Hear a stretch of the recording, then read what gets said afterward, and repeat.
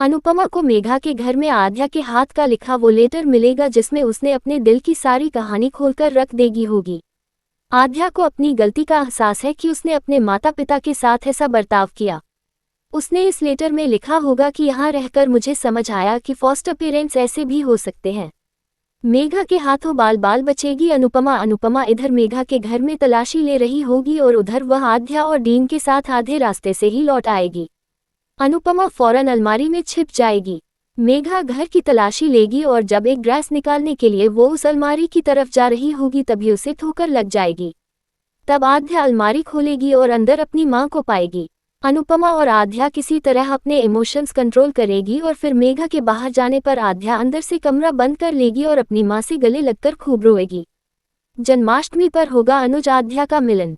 आद्या अपनी गलती की कान पकड़कर माफी मांगेगी और अनुपमा से उसे यहाँ से ले चलने को कहेगी। अनुपमा तब आद्या से कहेगी कि कल मंदिर पर जन्माष्टमी का कार्यक्रम है और तुझे कुछ भी बहाना बनाकर वहां आना होगा।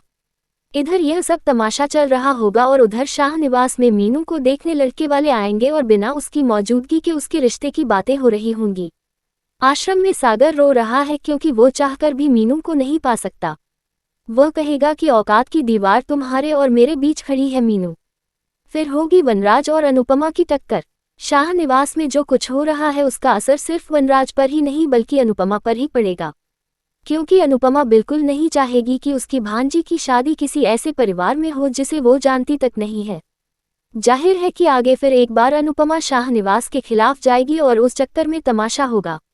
लेकिन इससे पहले अनुपमा और आद्या वाला चैप्टर क्लोज होना है, क्योंकि अनुपमा जब तक अनुज और आद्या को मिलवाती नहीं तब तक कहानी से एक एंगल खत्म नहीं होगा।